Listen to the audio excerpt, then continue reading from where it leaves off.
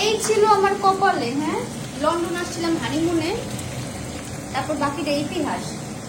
3 দিন হয়েছে, আজকে 3 দিন চলতেছে আমি লন্ডনে। তৃতীয় দিনে আমার জামাই আমাকে দিয়ে রান্না করাচ্ছে।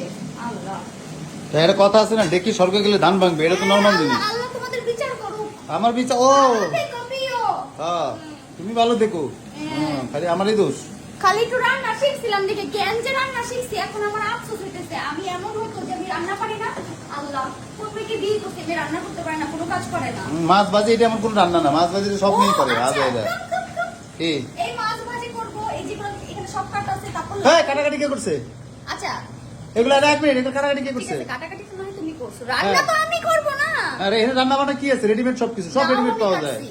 হ্যাঁ, লাউ সুলে দিছি আমি। আর এই যে মুরগি রান্না হবে, তারপর যে চিংড়ি ভিজানো হয়েছে এখানে। হ্যাঁ, তো এই ছিল কপালে, হানিমুনে আসছিলাম, তৃতীয় দিনই আমাকে কিচেনে দিয়ে দিছে।